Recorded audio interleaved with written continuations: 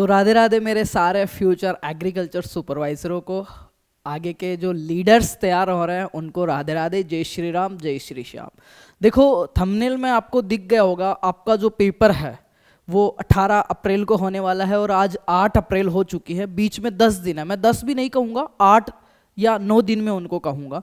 तो अपन उसके हिसाब से बात करते हैं। इससे पहले मैंने एक वीडियो डाला था जिसमें मैंने बताया था कि अंतिम 15 दिन, और उस वीडियो को काफ़ी प्यार मिला क्योंकि उसमें जेन्युइन बातें मैंने करी थी और वो बातें करी थी कहीं से स्क्रिप्ट पढ़ के नहीं, जो मैंने रियलाइज़ करी थी और जो मैं करता हूँ वही चीज़ें मैंने आपसे शेयर करी और काफ़ी अच्छा रेस्पॉन्स उसका रहा। तो आज से अपन एक नई पहल चालू कर रहे हैं। देखो मुझे पता है इस टाइम आप क्या चीज़ें फील कर रहे हो, काफ़ी ज़्यादा स्ट्रेस आप फील कर रहे हो, काफ़ी ज़्यादा कन्फ्यूजन्स आपके सामने हैं, काफ़ी ज़्यादा आप डरे हुए हो, लो कॉन्फिडेंस आप फील कर रहे हो। पर मैं फिर से एक चीज़ कह रहा हूँ, जिस बच्चे ने सही में एफर्ट्स लगाए हैं, जिसने सही में सेक्रीफाइस किया है, सही में त्याग किया है, सही में रातें काली करी है और सही में इस एक एग्ज़ाम के लिए काफ़ी चीज़ें उसने छोड़ी है, उनका त्याग किया है, तो ये चीज़ें उसके दिमाग में आना बिल्कुल जाहिर सी बात है, बिल्कुल नॉर्मल सी बात है। इसमें कोई ऐसा एबनॉर्मल कंडीशन नहीं है। भाई होता है, जब हम किसी चीज़ के लिए इतने एफर्ट्स लगाते हैं ना, तो जीत और हार दो पहलू होते हैं, तो दोनों को लेके अपन सोचते हैं। पर गलती यहाँ होती है कि अपन ओवर थिंकिंग करते हैं, अपना कॉन्फिडेंस मेंटेन नहीं करते, और सबसे बड़ी गलती जो करता है बच्चा वो होता है सेल्फ डाउट। खुद पे डाउट करना, अपनी मेहनत पे, अपने त्याग पे, अपने कंटेंट पे, अपने गुरुजनों पे, खुद के एफर्ट्स पे भरोसा नहीं कर पाना।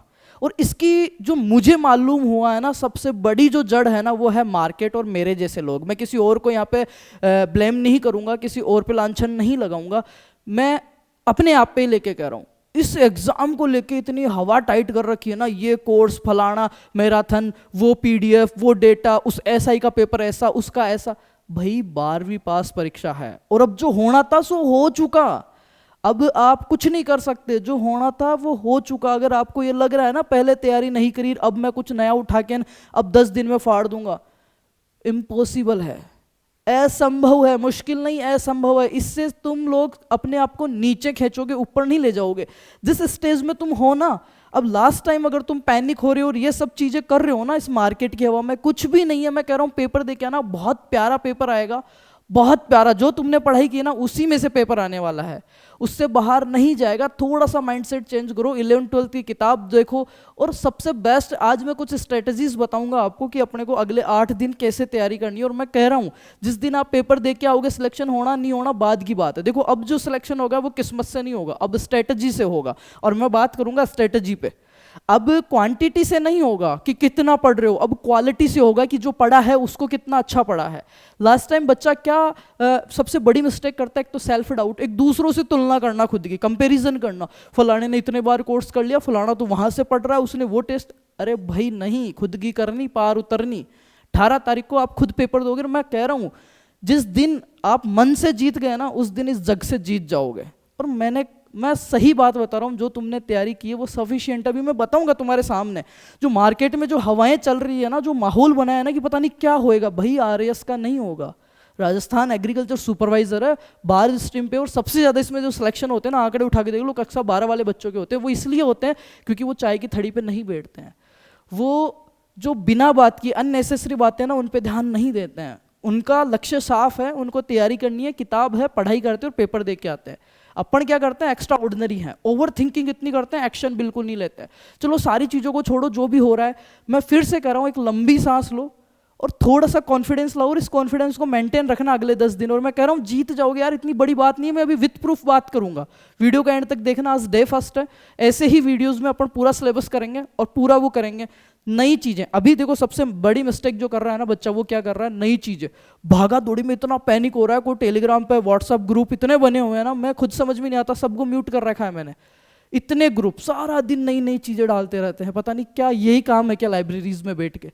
सबसे पहली चीज, कोई भी नई PDF, कोई भी नया कंटेंट की फलानी भर्ती में SI में इतने % आए थे, इसको कर दे। अगर पहले पढ़ा हुआ है तो ही उसको टच करना। अगर तुम्हारा पहले नहीं पढ़ा हुआ है तो छोड़ देना उस चीज़ को, मत खोलना, क्योंकि नई चीज़ इस टाइम आप पढ़ोगे ना तो जो पहले आपको कंटस्ट थी ना वो चीज़ और वीक हो जाएगी, और जो आते हुए क्वेश्चन है ना वो भी वहाँ पे लगेगा यार सही है या गलत है। इस चीज़ का सबसे बड़ा रीज़न होता है एंड टाइम पे पैनिक होना, खुद पे भरोसा नहीं करना, लोगों की बातों में, माहौल में घुल जाना और नई नई पीडीएफ खोल लेना। इसमें इतने दिन पढ़े थे, इसमें इतना टेम्परेचर पड़ा था, इसमें इतना % पड़ा था। नहीं करना ही क्यों है ऐसा। मैं फिर कह रहा हूं, अब क्वांटिटी मैटर नहीं करेगी, मात्रा मैटर नहीं करेगी, अब गुणवत्ता मैटर करेगी, क्वालिटी। और क्वालिटी कब बनेगी, मैं तुम्हें सीधा सा एग्जांपल बताता हूं।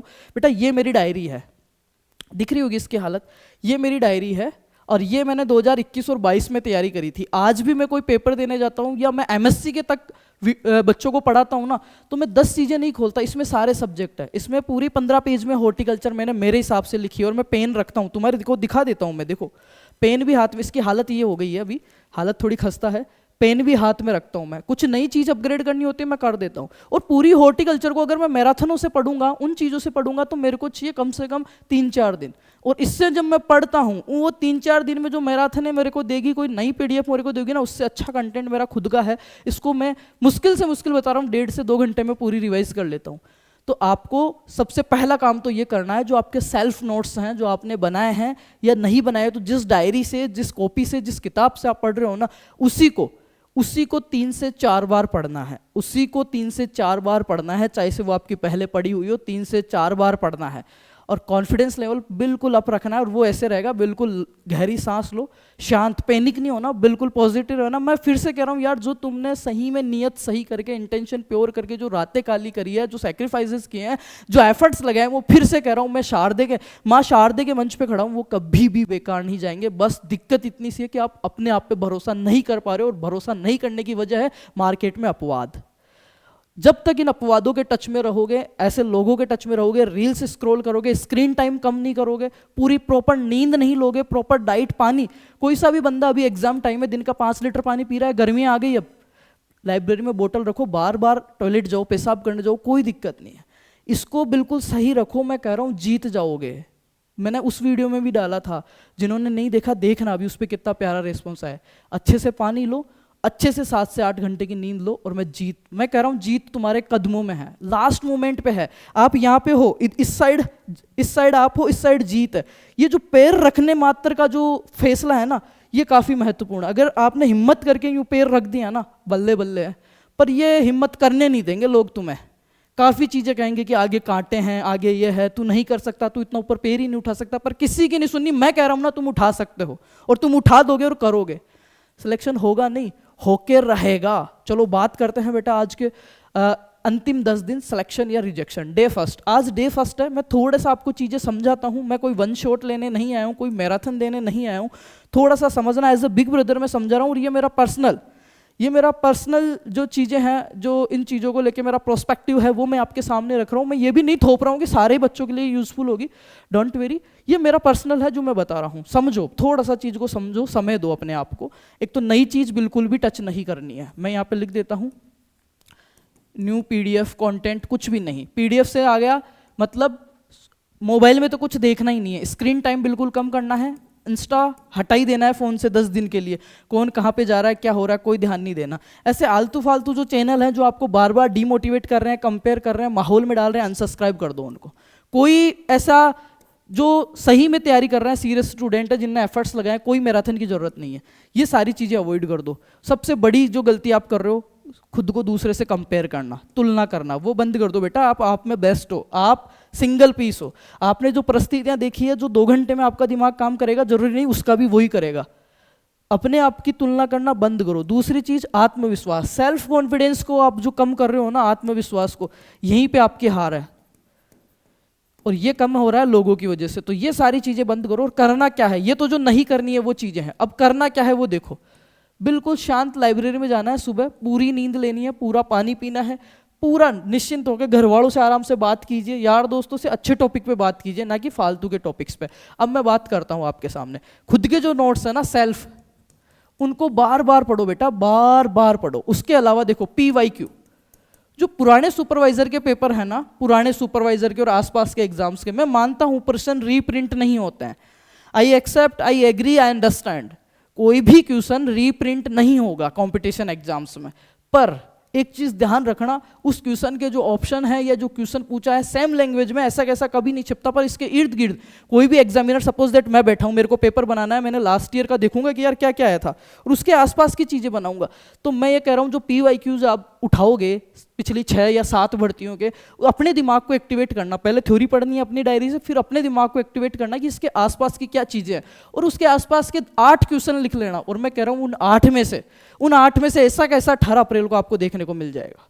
बस यकीन करो, अपनी इस हिल पावर पे आप भरोसा करो, मोटिवेट रहो, अच्छी चीजें देखो, अच्छा खाओ, फल फ्रूट्स लो, आप तरबूज ले जाओ, 30 रुपए किलो आ रहा है, 35 आ रहा है, ले जाओ 2 किलो का, काट के बढ़िया ठंडा करके खाओ, मस्त रहो। मैं कह रहा हूँ लास्ट टाइम में जो आप पैनिक हो रहे हो, जो हा भा कर रहे हो, कभी भी अंतिम समय में भागा दौड़ी करके नई नई चीजों को हाथ लगा के, कोई भी युद्ध चल रहा है, जिस बंदूक चलाने में आप माहिर हो ना, उसी बंदूक से आप शिकार करो। नई बंदूक चाहे वो कितनी ही अल्टीमेटम हो, कितनी एक्स्ट्रा फीचर्स की, अगर तुम उठाओगे ना तो हो सकता है बाउंस बैक कर दे वो।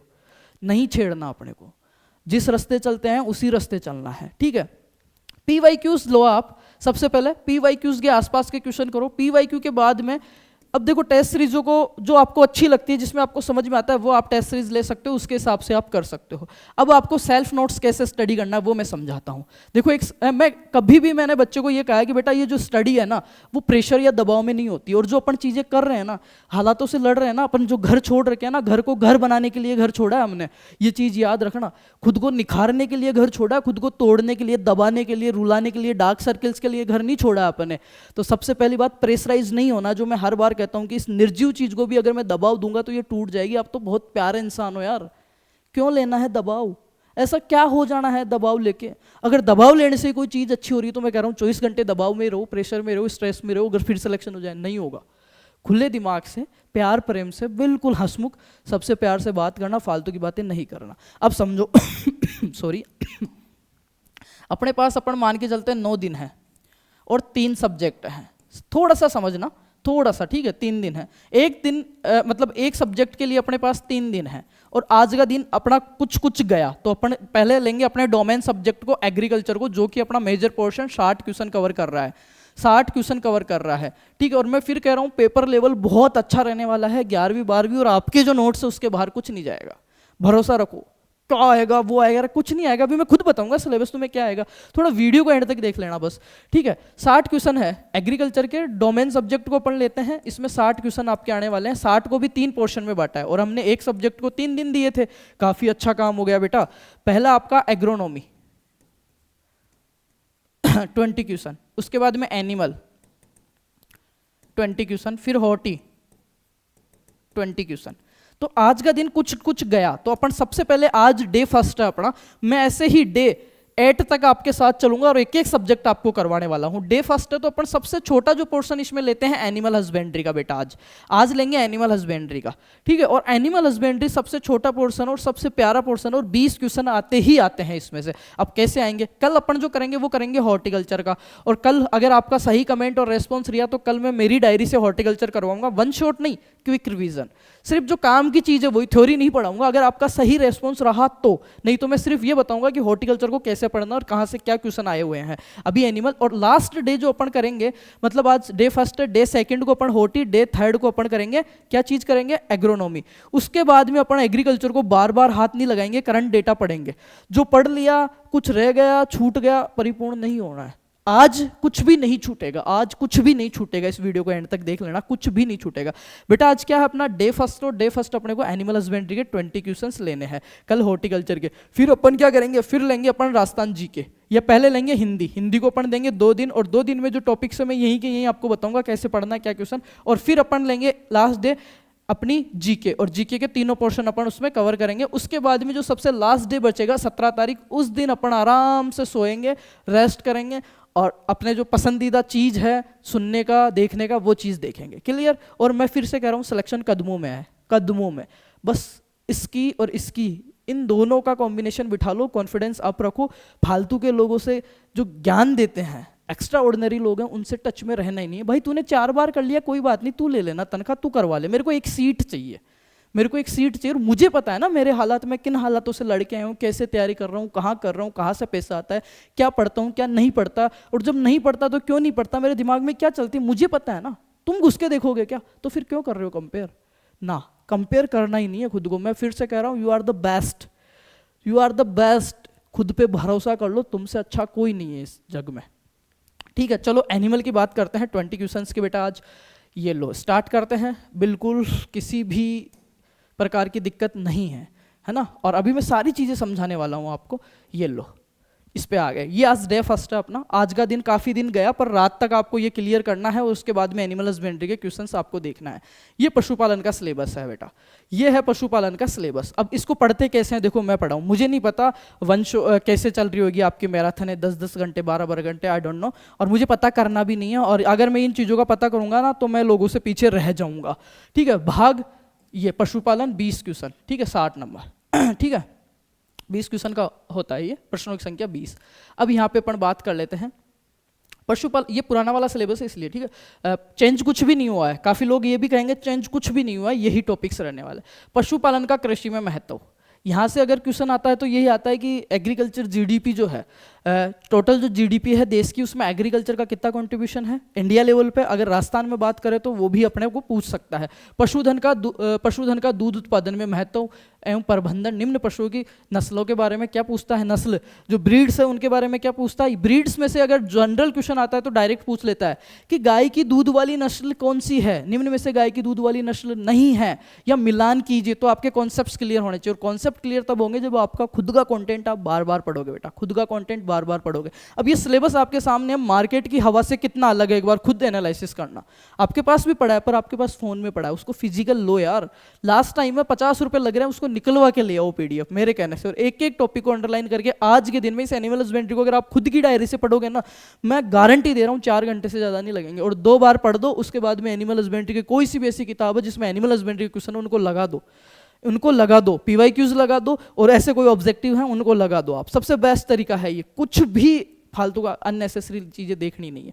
अब गाय में अगर सीधा क्वेश्चन आता है भाई कि गाय की दूध वाली नस्लें हैं, तो मैंने पढ़ा है जैसे बच्चों को हमारे बैच में, अभी मैं जेट सीयूटी वालों को भी पढ़ा रहा हूँ, पहले एमएससी बीएससी वालों को भी पढ़ाया। तो सीधी सी ट्रिक है कि सारा दूध गिरा दे सिंधी, सारा दूध गिरा दे सिंधी। क्वेश्चन गलत हो ही नहीं सकता, जैसे हम पढ़े हैं, सारा दूध गिरा दे सिंधी, गिरा दे सिंधी। ये क्या है, गाय की दूध वाली नस्ल है। कैसे याद हुआ, दूध तो आ ही गए इसमें, सा यानी यहाँ पे देखो, सा यानी क्या हो गया बेटा आपका, सारा दूध गिरा दे सिंधी। सिंधी मतलब रेड सिंधी, देवनी, गिर और दूध वाली राठी, ठीक है, क्या हो गया, राठी हो गई आपकी, सारा दूध गिरा दे सिंधी। उसके बाद में अपन देखते हैं, अगर इसी के अंदर बात करें भारवाही नस्लें, तो NAM नाम है केकेजी। एन यानी नागौरी जो कि भारत राजस्थान की सबसे बेस्ट है। ए यानी अमृत महल जो कि भारत की बेस्ट है। फिर हो गई मालवी, हल्लीकर, है ना, और ये हो गई कंगतीरी वगैरह, ये हो गई। ऐसे अपन आराम से पढ़ सकते हो। भी हॉर्टिकल्चर जब मैं पढ़ाऊंगा ना, काफ़ी बहुत अच्छे से अपन करने वाले हैं, ठीक है। अभी यहाँ पे बात कर लेते हैं सांचोरी, सा यानी सांचोरी था, ठीक है। यहाँ पे देखो, गिर, थारपारकर, नागौरी, राठी, जर्सी, होलिस्टन फ्रीजियन, मालवी, हरियाणी और मेवाती। फिर भैंस की नस्लें देख लिए, मुर्रा, सूरती, नीली रावी, भदावरी, जाफराबादी, महसाणा। जा नीली सूरत वाले मुंशी, महसाणा, ठीक है। फिर बकरी की अपने को 1 2 3 4 देखनी, और एक्स्ट्रा जो राजस्थान की कुछ वेराइटी ब्रीड्स हैं उनके बारे में अपन देख सकते हैं। फिर भेड़ की अपन देख लिया, ठीक है, कौन सी राजस्थान की वो मेरिनो है, ये सारी चीज़। राजस्थान की राठी कौन सी है, ठीक है। राजस्थान की ऊंट प्रबंधन में अपने को देखना है, ऊंट आयु गणना का टॉपिक अपने पास आता है। सामान्य औषधियां, जो ये औषधियों वाले क्वेश्चन है ना, वो इन्हीं में से अगर इसी को भी कोई याद कर जाए ना, तो अगर बेसिक क्वेश्चन आएगा तो यहीं से सही हो जाएगा। इनको भी अपन देख सकते हैं। इसके बाद में देखो, राजस्थान के पशुओं की मुख्य बीमारियों के कारक, इजी क्वेश्चन आता है। तो इजी क्वेश्चन आना बंद हो गए हैं, आई एग्री, आई एक्सेप्ट, पर इन चीज़ों को ऐसे ही पढ़ना है कि कौन सा जीवाणु जनित है, कौन सा विषाणु जनित है। जीवाणु जनित कौन से हैं, एंथ्रेक्स का गला घोटा, फिर लंगड़े थनेला ने। एंथ्रेक्स का गला घोटा, गल घोटू, फिर फड़क्या, लंगड़ा और थनेला, ये क्या है, जीवाणु से होने वाले रोग। कैसे याद रहेंगे कि एंथ्रेक्स का गला घोटा, फिर लंगड़े थनेला ने। और वायरस वाले कैसे होंगे, वायरस बहुत क्या होता है, पावरफुल होता है, मार देता है। कोरोना वायरस आ गया तो लोग मर गए थे। तो खुर पका मुंह पका और पशु मर गया, खुर पका मुंह पका और पशु मर गया या पड़ गया, पशु प्लेग ये हो गया वायरस से, फिर आपके जो चिचड़ी से होने वाले हो गए, वैसे इनको पढ़ लेना है, ठीक है। एंथ्रेक्स, गलघोटू, थनैला, इनके बारे में पढ़ना है। फिर मुर्गियों की बीमारियां हैं, खूनी पेचिस वगैरह। फिर डेयरी वाला आ जाता है, डेयरी के अंदर दूध, खीस का आता है कि खीस का अपेक्षित घनत्व दूध से कितना कम होता है, कितनी प्रोटीन होती है, गाय के दूध में कितनी होती है, भैंस में कितनी होती है, ज़्यादा पानी की मात्रा किस में होती है, एक पशु जो नवजात है उसको कब खीस खिलानी चाहिए, कितनी पिलानी चाहिए, 1/10 भाग पिलानी चाहिए, ठीक है। ये सारी चीज़ें उसमें आ जाती है। कौन कौन से विटामिन पाए जाते हैं, कौन कौन से मिनरल्स पाए जाते हैं, ये संगठन उसमें। स्वच्छ दूध उत्पादन में आपके सकलिंग और विनिंग आ जाता है, डम्ड पेल आ जाती है, वो सारी चीज़ें आ जाती है। दुग्ध परीक्षण में आपके हंसा टेस्ट वगैरह सारे जितने भी टेस्ट हैं वो सारी चीज़ें आती है गुणवत्ता वालों में। दूध में वसा को ज्ञात करने की विधियां जो है आपकी वो आ जाएगी। अपेक्षित घनत्व इसका जो है ज्ञात करने का, अम्लता तथा क्रीम पृथक्करण की विधियां हो गई। ये बिल्कुल जो आपने नोट्स में लिख रखा है ना वही है सबके। तो मैं ये कह रहा हूँ दूसरों का क्यों पढ़ना, खुद का पढ़ना है। मेरा यही मोटिव है आपको बताने का। यंत्रों की आवश्यकता, दही, पनीर, दूधशाला के बर्तनों की सफाई और गतिविधियां संबंधित शब्दावली। अब मैं एक चीज समझाने की कोशिश करता हूं आपको, यहाँ पे समझना, थोड़ा सा टाइम लूंगा मैं। स्टार्टिंग में पशु चयन जो अपन करते हैं, पशु चयन, पशुओं का चयन या सिलेक्शन, वहां से अपन स्टार्ट करो। देखो वहां से पढ़ना स्टार्ट करो। मैं कि एक पशु लेने गया, सबसे पहले मेरे को पशु देखना है, तो इसकी सारी विधियां देखो। इंडिविजुअल कौन सी है, व्यक्तिगत चयन कौन सा है, मास सिलेक्शन कौन सा है, प्रयोजनी सिलेक्शन कौन सा है, छोटे पशु के लिए कौन सा है, बड़े पशु के लिए कौन सा है, ठीक है। वो सारी चीजें देखी। फिर हमने देखी बेस्ट विधि कौन सी है, तो अपन इसमें देखते हैं कि बेस्ट है गुणांक पत्र विधि, स्कोर कार्ड मेथड, जिसमें सभी के अंक दिए गए हैं। तो इसको याद करने की ट्रिक है 10.5, 30-20, 30-20, 30-20, 30-20। सा यानी सामान्य स्वरूप, डेयरी गुण, ठीक है, दुग्ध गुण और शारीरिक क्षमता, इसके हो गए 30-20, 30-20 बेस्ट मेथड है। इसके बाद में पशु को चुन के घर पे ले आए। घर पे लेके आने के बाद में क्या है, उसको रखेंगे कैसे, तो पशु के रख रखाव की विधियां हो गई।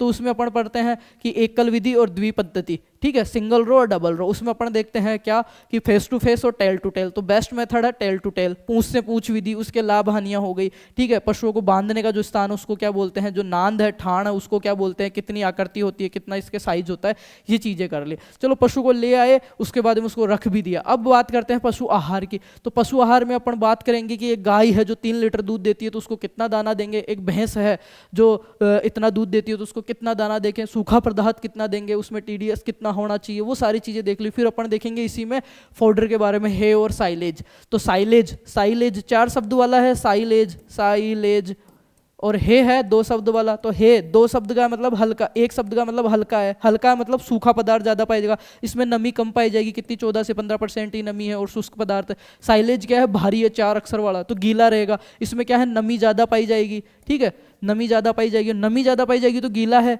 गीला है तो क्या इसमें क्या होता है, किण्वन के द्वारा तैयार होता है, साइट्रिक अम्ल होता है, एसिटिक अम्ल बन जाता है, खट्टा होता है, पीएच कितना होता है। अच्छे साइलेज के लिए कौन सी फसल है, अच्छे मक्का, ठीक है, अच्छे है के लिए कौन सी फसल है, लूम किसे कहते हैं, वो चलो चारा हमने खिला दिया। चारा खिलाने के बाद में अपन क्या करेंगे, एक पशु की जनरल इंफॉर्मेशन अपने को देखनी है, उनका नाम, उनका ओरिजिन है ना, और उनके क्रोमोजोम नंबर, ठीक है, क्लियर। तो जैसे मैंने गाय का किया, तो गाय का नाम क्या हो गया, बॉस इंडिकस और boss tarsus, Bos indicus, Bos indicus और बॉस टार्टरस, 2 नाम हो गए, बॉस टार्सस, टार्सस, ठीक है। अब देखो ये जो नाम लिखते हैं अपन, ये जो नाम लिखते हैं वो किससे लिखते हैं, द्विनाम पद्धति से, ठीक है। द्विनाम पद्धति जो किसने दी थी, कैरोलस लिनियस ने दी थी। इसमें 2 चीज होती है, पहली चीज जो होती है जीनस होती है, वंश होता है, और जो दूसरी चीज होती है वो होती है स्पीसीज यानी कि जाति। जैसे गाय है, गाय का जो वंश है वो सेम ही रहेगा, बॉस बॉस। ये इंडिकस और टार्सस है, इंडिकस क्या है, देसी गाय है, अपनी देसी गाय है, जिसके ऊपर क्या पाया जाता है, कुबड़ पाया जाता है, कुबड़ को क्या बोलते हैं, हैम्प पाया जाता है, हैम्प बोलते हैं,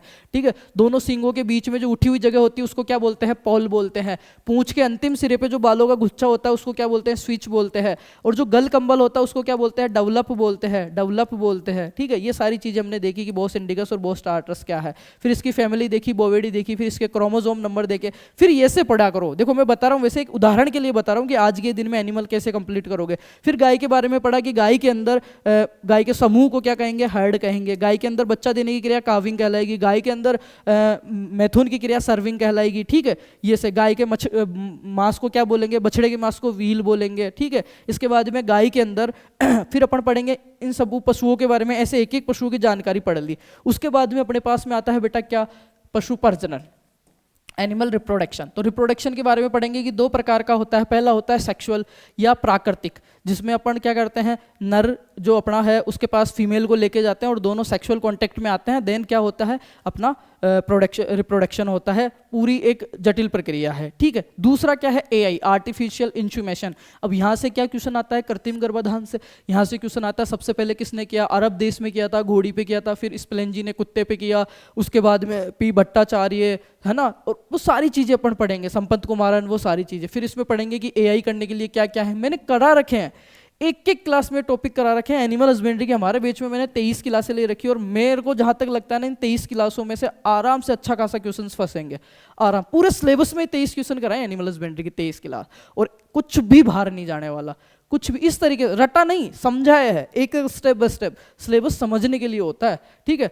इसके बाद में हमने पढ़ा कि जनन के अंदर ही हमने पढ़ा, तो जनन में हमने पढ़ा प्राथमिक जनन अंग क्या होता है, प्राइमरी रिप्रोडक्टिव सेल्स क्या होती है, फीमेल में क्या होती है, मेल में क्या होती है, ठीक है। शुक्राणु हो गया, अंडाणु हो गया, जब ये मिलते हैं युग्मनज बनता है, ये कौन सी जगह मिलते हैं, ठीक है। और शुक्राणु जब इकट्ठा करते हैं तो योनि बनाते हैं, कृत्रिम योनि जो विधि है उसमें टेम्परेचर कितना रखते हैं, कितने डिग्री के कोण पे लगाते हैं। फिर वीर्य को जब संग्रहण कर लिया तो उसके 5 स्टेप्स होते हैं, वो कौन कौन से है, उसका तनुकरण होता है, उसके बाद में उसके टेस्ट होते हैं, एमआरबी टेस्ट होता है, उसके टेस्ट करते हैं। एक टेस्ट होता है शुक्राणुओं की गतिशीलता के लिए, एक होता है उनकी जीवन क्षमता के लिए, उनकी उस क्वालिटी के लिए। उसके बाद में उसको स्टोरेज किया जाता है, स्टोरेज करने के बाद में फिर इसको एक विशेष प्रकार की पिचकारी के द्वारा, छोटे पशुओं में कितना एमएल लेते हैं, बड़ों पशुओं में कितना एमएल लेते हैं, एक डॉक्टर जो होता है फिर वो अपने सीमेन लगवा के जाता है। सीमेन के बाद में जिस दिन सीमेन लग गया, जिस दिन जाइगोट का निर्माण हो गया, अब सीमेन लगाने के भी टाइम होते हैं, उसको बोलते हैं मध्य चक्कर, जो कि 21 दिन पे आता है। अलग अलग पशुओं का अलग अलग टाइम पीरियड होता है।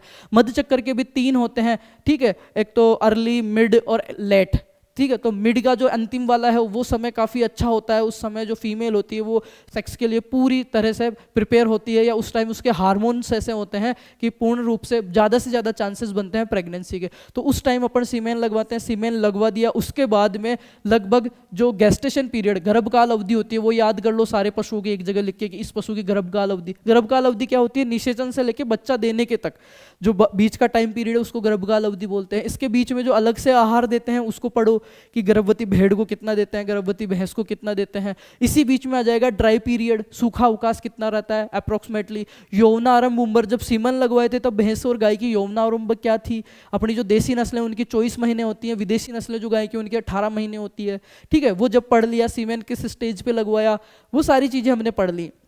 सीमेन का आविष्कार किसने किया, कैसे वीर्य आता है, कैसे उसका तनुकरण करते हैं, कब लगाया जाता है। फिर आता है गेस्टेशन पीरियड की, इतने 280 दिन 282 दिन बाद बच्चा तैयार हो गया। फिर आता है बच्चा पैदा हो रहा है तो ब्याने की क्रिया क्या कहलाएगी। फिर आता है एक बच्चे की देखभाल करना, नवजात बछड़े की देखभाल करना, तो उसमें अपन देखेंगे कि उसको सबसे पहले कोलेस्ट्रम खीस जो है वो पिलाते हैं, 1/10 भाग पिलाते हैं। जन्म के कितने समय, जन्म के टाइम बच्चे का वजन होता है 25 से लेकर 35 किलो तक होना चाहिए। डेली उसका कितना वजन बढ़ना चाहिए तो वो स्वस्थ है। वो माटी नहीं खाए तो क्या करना चाहिए, उसके पेट के कीड़ों को मारना क्या कहलाता है, डीवर्मिंग, ठीक है। और कब कब करी जाती है। फिर थोड़ा सा बड़ा हुआ तो सींग काटने की क्रिया क्या कहलाती है। 2 चीज़ें होती हैं, डिसबडिंग और डीहॉर्निंग, सींग काटना और सींग दबाना। तो सींग दबाने की बेस्ट विधियाँ कौन सी है, कास्टिक पोटास विधि द्वारा है, या गर्म लोहे की छड़ विधि द्वारा है, या जो भी है उसके द्वारा कर दिया। सींग नहीं दबाए, बड़ा हो गया तो सींग काटते हैं आरिया वायर से, उसको बोलते हैं डीहॉर्निंग कहते हैं। क्या कहते हैं, डीहॉर्निंग कहते हैं। सींगों को काटने का डीहॉर्निंग कहला गया।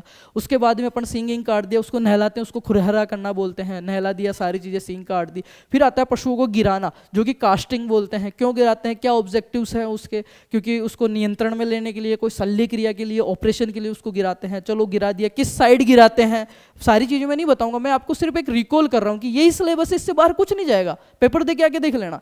उसको जब गिराते हैं तो कौन सी साइड गिराते हैं। फिर आता है उसको गिरा दिए, सारी चीजें आ गई। फिर आता है आमाशय के आधार पर वर्गीकरण। तो 3 प्रकार के होते हैं, ruminate, non ruminate, pseudo ruminate, ठीक है। जो शूडो रूमिनेट होते हैं उसमें 2 ही आते हैं, कौन कौन से, ऊंट और लामा।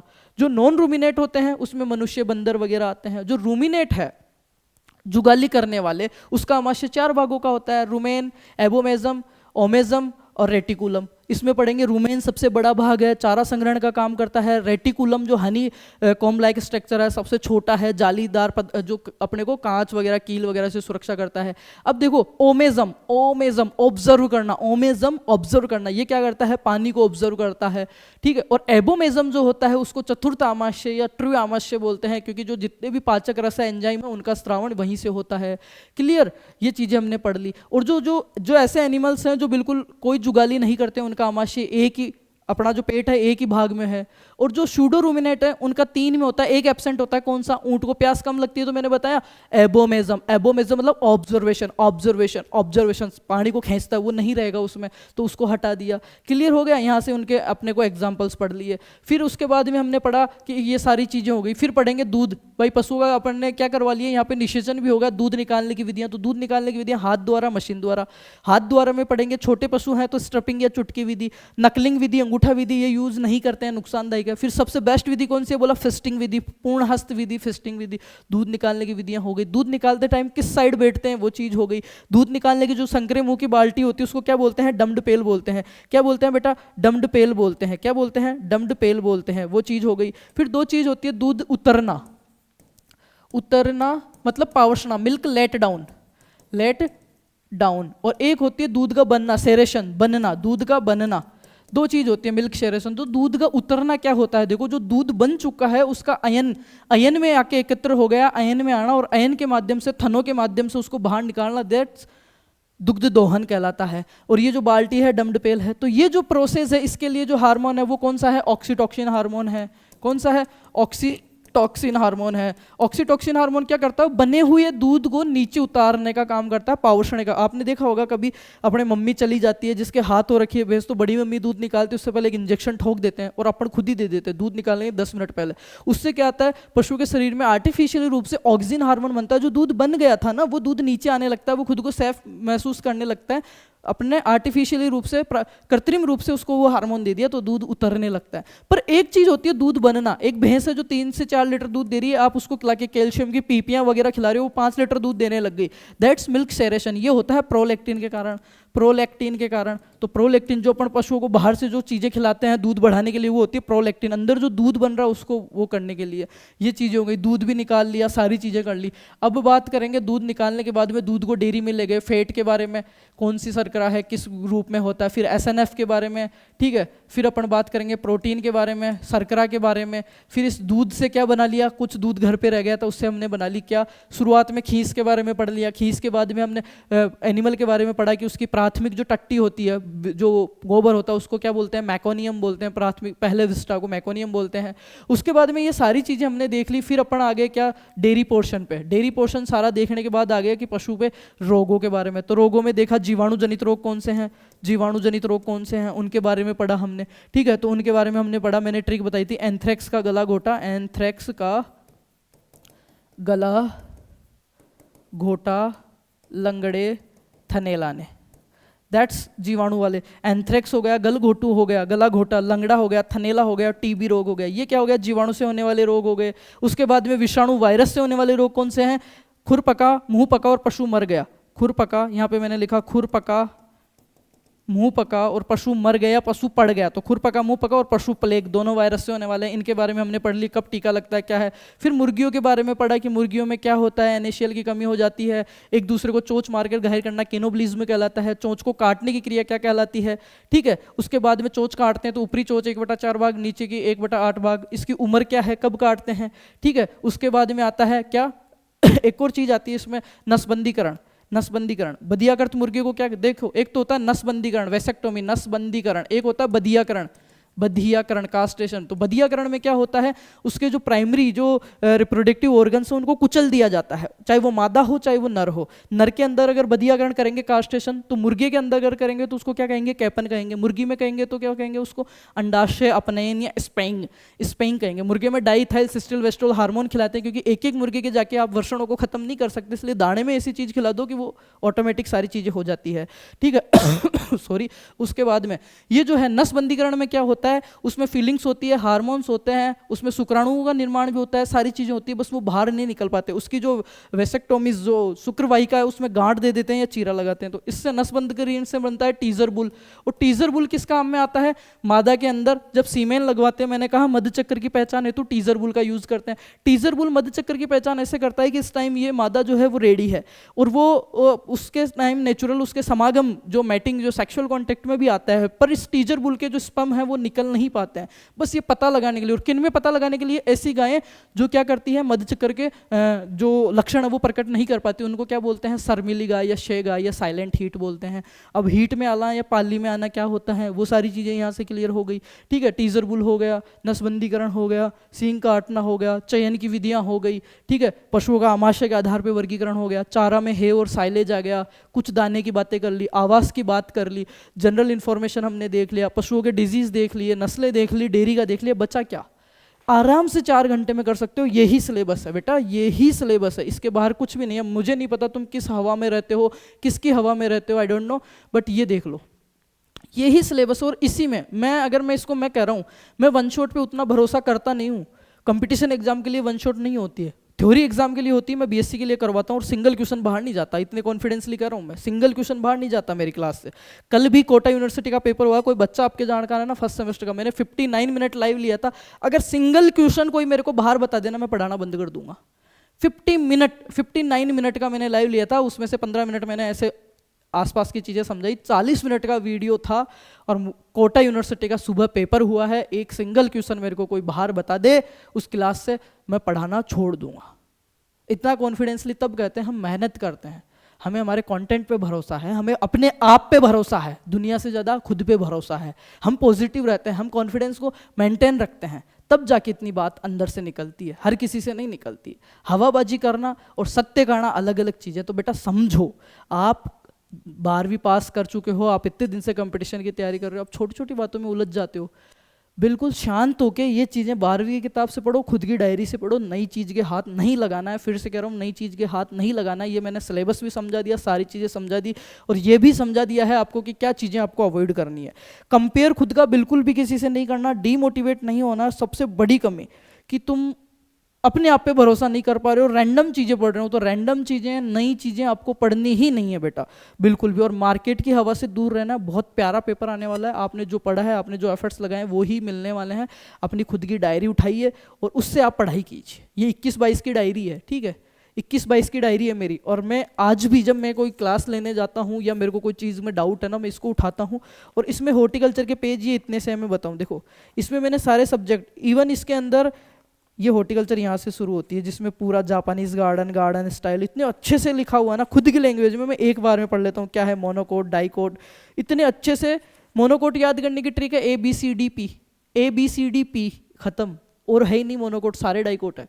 अगर बात करूँ मैं, सेल्फ पोलिनेशन होता है, कौन कौन से हैं, BP2 ग्रेप्स। और क्रॉस को छोड़ दो, फिर ऑफ्टन क्रॉस में कौन है, OBC। ऑफ्टन क्रॉस मतलब होता है बहुधा पर परागण। O यानी ओंकार, B यानी ब्रांजल, C यानी चिल्ली। और कैसे याद है, OBC वाले क्या है, जनरल में भी जा सकते हैं, OBC में भी रह सकते हैं, मतलब सेल्फ खुद की में भी रह सकते हैं, दूसरे में भी जाते हैं, क्रॉस भी हो सकता है। O यानी ओंकारा। भिंडी, बैंगन और मिर्ची तीनों ऐसी क्रॉप्स है जिनमें ऑफ्टन क्रॉस पोलिनेशन होता है। भाई पढ़ाई को स्ट्रेस की तरह मत लो, क्या कर रही है दुनिया, तुम्हें कोई मतलब ही नहीं रहना चाहिए। तुम्हें अपने प्रोस्पेक्टिव से मतलब रहना है कि यार मैं इस चीज़ को ऐसे सोचता हूँ और ये ऐसे ही है। दुनिया क्या सोच रही है, क्या कह रही है, क्यों कह रही है, तुम्हें क्या फर्क पड़ता है।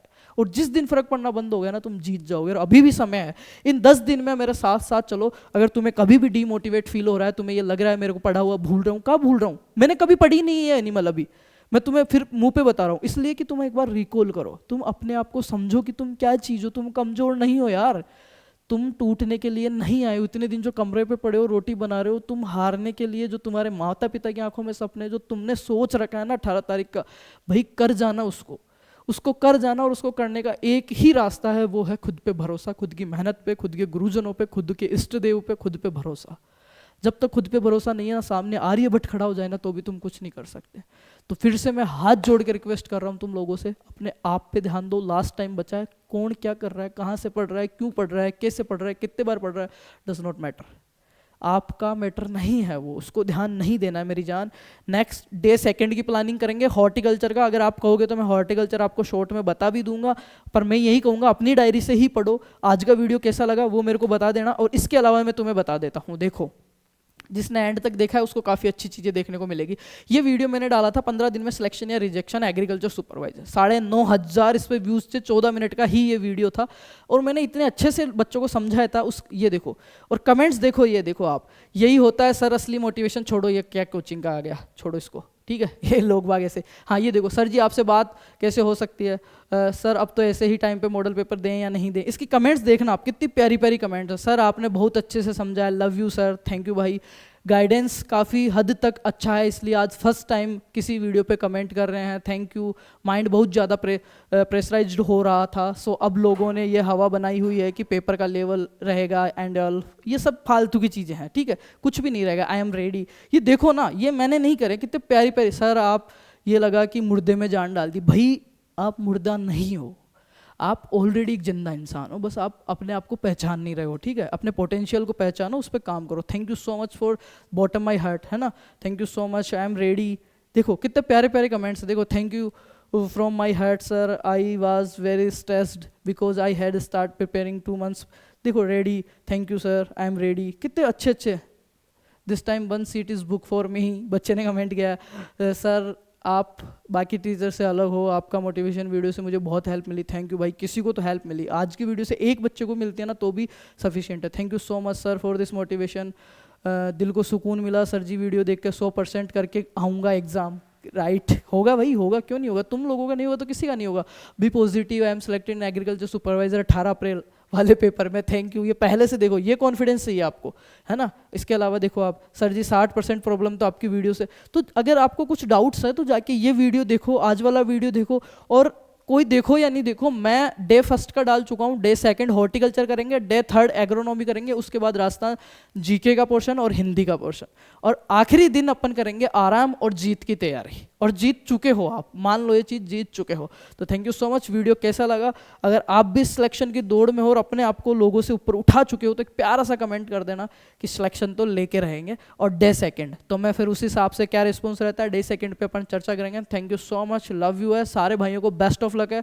आप जो कर रहे हो वो कोई नहीं कर रहा है, बस एक जो सबसे बड़ी मिस्टेक कर रहे हो, खुद को अंडरस्टेटमेंट करना, खुद को डीमोटिवेट करना, लोगों से कंपेयर करना और खुद पे भरोसा नहीं करना। ये चीज़ें छोड़ो, नया मैटर है उसको छोड़ो, जो पुराना है जो चल रहा है उसको अच्छे से प्रिपेयर करो और आप जीत जाओगे। जिस मोड पे ये लगे ना तुम्हें कि यार हार रहा हूँ, ये हो रहा है, याद नहीं हो रहा, ये आती है जो लोग कोशिश कर रहे हैं उनके हिस्से में। जो कोशिश ही नहीं कर रहे, पढ़े मजे मार रहे हैं, उनको फर्क ही नहीं पड़ता। ये चीज़ें आ रही, इसका मतलब तुम जीतोगे। जीत का जो रास्ता है ना वो इतना आसान नहीं होता है, बीच में दिक्कतें आएगी, भटकाव आएंगे, उन सबको कूद के फांग के अपने को जाना है। और फिर भी कभी ऐसा महसूस हो कि कुछ नहीं हो रहा तो ज़मीन पे बैठना, जहाँ पे रूम ले रखा है उस ज़मीन पे बैठना और याद करना उस पहले दिन को कि मैं क्या सोच के कमरे पे आया था, जब कमरा ले रहा था, कमरा देख रहा था। और नीचे से उठाना धरती माँ को, माटी को, वो कभी भी झूठ नहीं बोलती, उसको हाथ में लेना और महसूस करना। मैं कह रहा हूँ आप नई पॉजिटिव, नई एनर्जी आप में आ जाएगी। बाकी थैंक यू सो मच, लगे रहो, बहुत अच्छा होगा, स्ट्रेस फ्री रहो। क्या लेवल रहेगा, कैसा लेवल रहेगा, ये ना तो मैं कह सकता हूँ, ना आप कह सकते हो, ना ही कोई ऐरा गहरा नत्थू गहरा कुछ भी कह दे आप मान ले तो नहीं मानना, मेरी भी नहीं मानना। अच्छी चीज़ें लो, बुरी चीज़ें मत लो, चाहे से अगला कोई भी हो, कितना ही बड़ा हो, क्यों ना, कहीं से भी, कौन से प्लेटफॉर्म से बात कर रहा हो, ठीक है। यहाँ पे कोई प्रमोशन नहीं है, कोई ऐसा आपको फोर्स नहीं है ये खरीदो वो खरीदो। ये एक दिल की बात थी, मुझे लगा काफ़ी बच्चों को ज़रूरत थी इसकी, मैंने शेयर किया, मेरा दिल हल्का हुआ, उम्मीद है आपका दिल भी हल्का होगा और आप अच्छे दिन की शुरुआत करोगे। अभी ये वीडियो देख रहे हो, अभी से स्टार्ट करो। तो मुझे नहीं पता ये वीडियो आज आया आपके फीड में या कल आया, पर अभी जो मैंने रिवाइज किया है उसको अभी के अभी पढ़ो, पुराने PYQ लगाओ और खुद की डायरी को 2 बार पढ़ो, नए के हाथ नहीं लगाना है। थैंक यू सो मच मेरी जान, सिलेक्शन आपका डन है, थैंक यू।